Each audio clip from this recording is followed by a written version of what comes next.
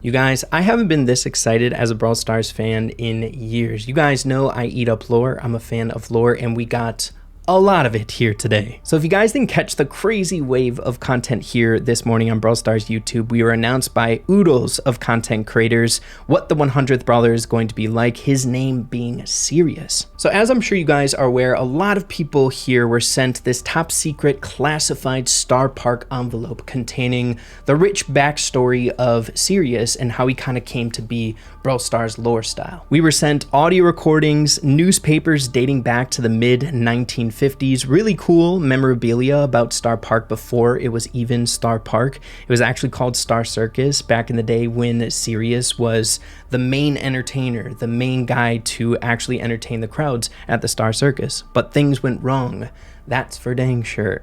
It's all so freaking exciting if you'd ask me, but I want to answer the question, what do we know about Sirius thus far as it translates to Brawl Stars and gameplay, his mechanics, what he should be like when he's released in this next update? Don't worry, Detective Ray is cooking on the back lines. I'm looking into everything, and especially I wanted to avoid the big initial wave and releasing content, the same exact type of content everyone else is doing, right? Like 20 of the same videos. I find it the most useful to give it a couple days, let the community digest all the material, all the information, and see if there's anything else crazy to this entire story. But to briefly summarize, so we're all on the same page here moving forward in the episode, we were all introduced to this figure Sirius. We knew the 100th Brawler was right around the corner with the fun sneak peek from the Brawl Talk, but we really didn't know what he was going to be like. Way back in the day, in the mid 1900s, 1979 to be specific, Sirius was the very first entertainer at Star Park before it was called Star Park. At the time, none of the crazy stuff was happening at the park that is currently happening nowadays, like brawlers, being able to respawn, being playable characters in game. They were just people, and Sirius was the very first entertainer that seemed to have some sort of ability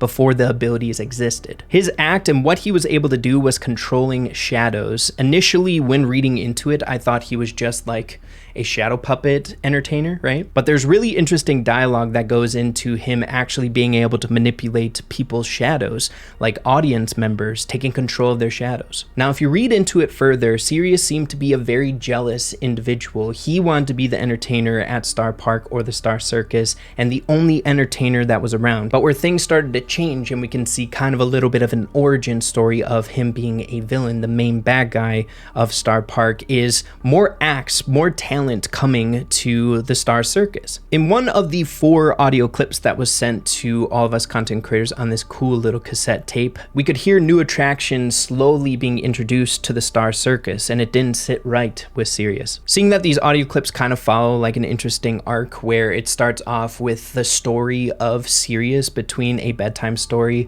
with Pam and Jesse, and it slowly descends into how Sirius turned into a bad guy. He wanted to be the sole entertainer at Star Circus, so much so that it kind of took a step further than that. It felt like people were worshiping him as like a god or like the king of Star Circus or whatnot. So when these new acts came to Star Park or the Star Circus, things hit the fan, bro, for Sirius here. It got so bad that he started stealing people's shadows for his own devices, which I think is going to be a little call out to his mechanics, what he's going to do in the game itself. It comes to a climax where he's eventually kicked out of Star Park, and we can hear in the final audio clip, audio 4, Angelo and Willow kind of gossiping, but it's rumored he was kicked out because he murdered someone within Star Circus before things changed to Star Park. Not a bad reason or an excuse for an evil arc on Sirius's end, especially with his ego, but he is still around today in our current version of Star Park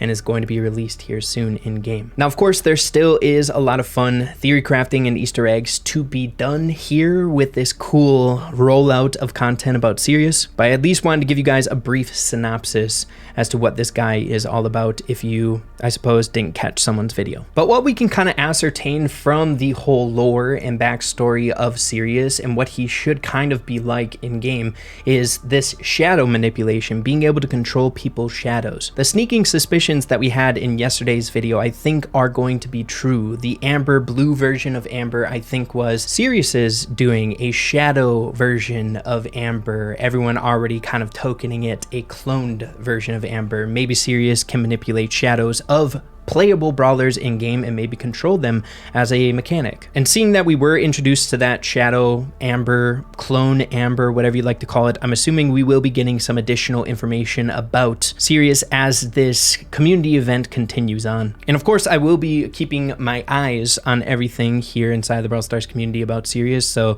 be sure to stay tuned to the channel. Once we get more information, I'll be sure to let y'all know. You guys have to let me know what you're thinking. This is all so much fun, and I cannot wait to see what Sirius is like, especially with what we already know about him, what his mechanics could be like. It sounds super interesting. Cloning brawlers, shadow brawlers, manipulating their shadows. But to wrap up this episode here today, so not everything is just about the rollouts. If you guys didn't catch it, earlier this morning, Brawl Stars' servers went absolutely haywire. It was crashed for like 3 hours. I was getting reports on it. I was still asleep at the time, but the Brawl Stars dev team came to us 8 hours ago addressing the issue. We found some issues and servers are potatoing. We're entering maintenance to work on the necessary fixes and we'll be back soon. There's nothing more frustrating when you can't play your Brawl Star. I'm surprised we didn't get compensation.